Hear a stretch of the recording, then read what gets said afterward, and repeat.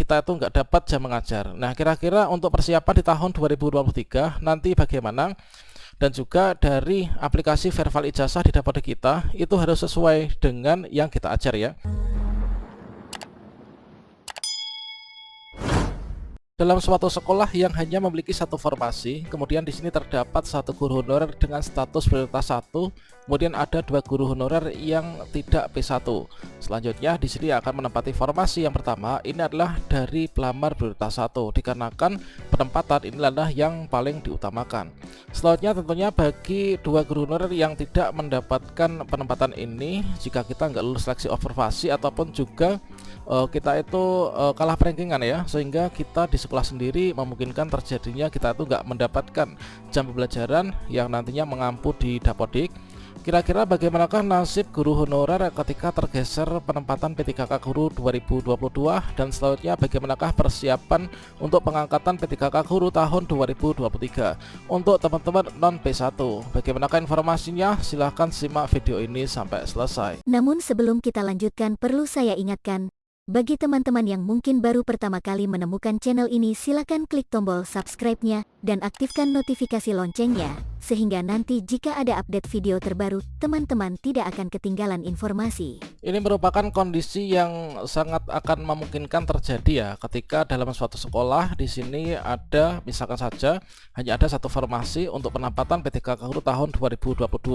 Selanjutnya di sini tentunya bagi yang tidak mendapatkan penempatan ini nanti memungkinkan juga dalam pembagian tugas guru dalam proses belajar mengajar ini di Dapodik dan juga bagian yang di print out ini nggak akan mendapatkan jam lagi. Nah, selanjutnya seperti yang kita ketahui bahwasannya di seleksi P3K Guru tahun 2023 nanti juga akan menggunakan data Dapodik sebagai data awal, sama halnya dengan P3K Tenaga Kesehatan yang menggunakan data SIS di MK. Dan semua itu nanti akan masuk, yaitu dilihat dari data profil bioniknya di Dapodik, kemudian status prioritasnya, apakah kita itu adalah P1, P2, P3 maupun juga pelamar umum.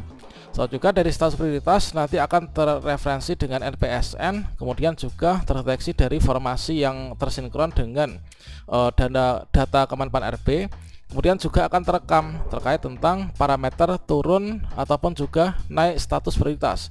Seperti yang kita ketahui, kalau misalkan teman-teman kemarin ketika melakukan pendaftaran di sana itu ada opsi ya, jika teman-teman itu masuk dalam kategori THK2 ini kita bisa naik prioritas. Kemudian dari yang awalnya pelamar umum ini asalkan kita memiliki masa kerja lebih dari 3 tahun itu kita bisa naik prioritas ya menjadi P3. Nah, selanjutnya di sini nanti tentunya data yang perlu kita jaga dan perbaiki ini adalah data NIK dan juga nomor KK ya. Yang mana di sini tentunya semua ini kita upayakan supaya nanti kita terbaca dengan baik pada Dapodik ini. Nah, selanjutnya kalau misalkan kita itu adalah dalam suatu sekolah, misalkan ini misalkan ada P3, ini adalah ada P3. Ketika di sekolah kita di tahun 2002 ini kita hanya ada satu formasi, sehingga di sini untuk formasi yang hanya satu ini adalah sudah ditempati oleh P1. Kira-kira untuk nasib yang P3 ini kedepannya bagaimana? Nah, seperti yang kita ketahui dalam seleksi P3K Guru tahun 2022 untuk pelamar prioritas 1 itu langsung penempatan. Artinya kalau misalkan di sekolah sendiri ada formasi, maka P1 ini ditempatkan di sekolah sendiri. Kalau misalkan nggak ada formasi, tentunya nanti akan bisa ditarikkan dari formasi dari sekolah lain ya. Atau juga akan ditempatkan di sekolah lain yang mana di sekolah tersebut itu ada kelebihan formasi dibandingkan dengan guru induk yang ada di sana. Atau ditempatkan di sekolah lain yang benar-benar tidak ada guru induknya, namun di sana ada formasi yang tersedia, atau ditempatkan di sekolah lain yang di sana itu terjadi kekurangan guru, kemudian meskipun di sana nggak ada formasi, maka formasi bisa ditarik ke sana sehingga P1 ditempatkan di sana.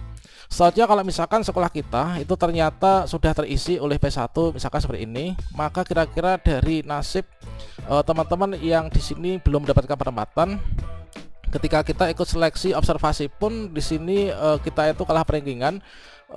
Dikarenakan untuk seleksi observasi sendiri itu juga diambil dari nilai yang tertinggi ya untuk menempati formasi yang disediakan oleh Pemda, dan untuk rankingannya itu adalah skala 1 instansi, atau satu instansi itu dapat dikatakan sebagai satu kabupaten, satu kota, ataupun juga satu provinsi. Nah, selanjutnya tentunya akan terjadi yaitu kita itu nggak dapat jam mengajar. Nah, kira-kira untuk persiapan di tahun 2023 nanti bagaimana jika kita tidak mendapatkan jam mengajar yang seperti ini? Dikarenakan di sini nanti kita harus memiliki jam mengajar dan juga dari aplikasi verbal ijazah di Dapodik kita itu harus sesuai dengan yang kita ajar ya.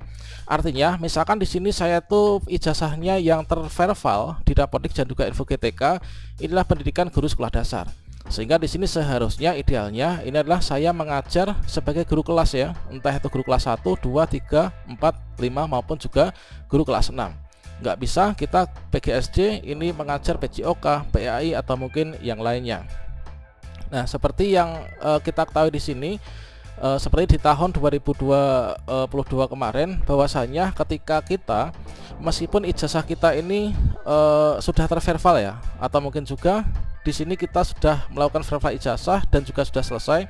Kalau misalkan di data Dapodik kita ini tidak memiliki kelas, tidak memiliki beban kerja mengajar sesuai dengan persyaratan, maka di sini kita itu tidak bisa terbaca ya untuk data kita. Sehingga salah satu penyebab selain kita itu nggak bisa melanjutkan pendaftaran itulah seperti itu.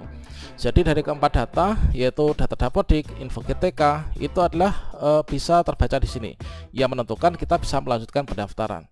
Nah, seperti yang telah disampaikan juga oleh Ibu Hasna ya, yaitu untuk nanti persiapan seleksi di tahun 2023 bahwasanya di sini diberikan bocoran yaitu terkait tentang persiapan diri kita. Persiapan diri Anda untuk perekrutan tahun 2023. Nah, di sini untuk teman-teman yang sudah P1, P2, P3, ini datanya sudah terkunci, maka di sini yang perlu kita perbaiki yaitu adalah di sini teman-teman.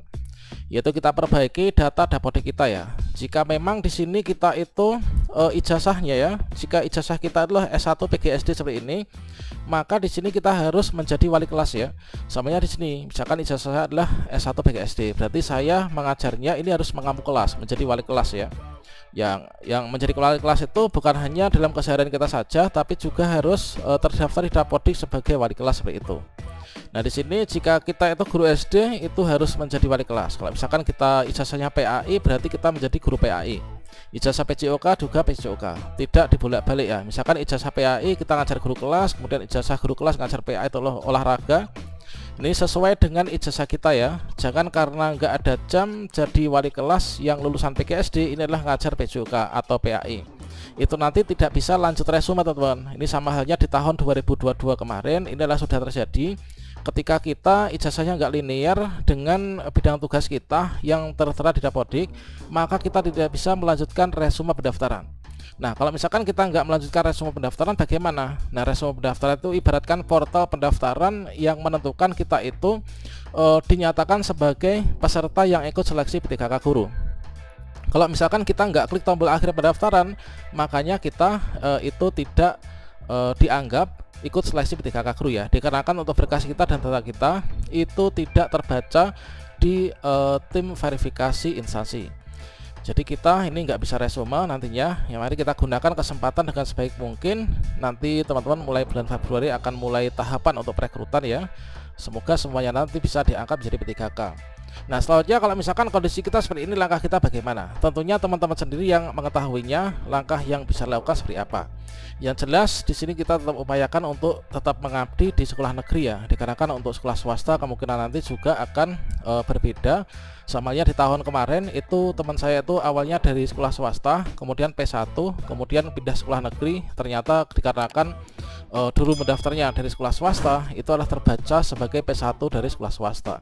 Sebaliknya juga dari guru sekolah negeri yang ketika mendaftar di tahun 2002 ini pindah ke sekolah swasta, akhirnya datanya itu terbaca di swasta sehingga semua itu nggak sinkron.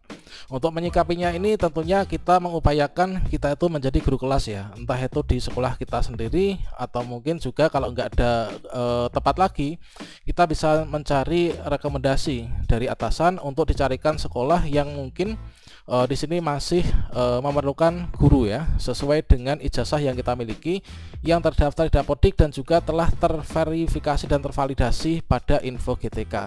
Demikian, semoga bermanfaat. Wassalamualaikum warahmatullahi wabarakatuh.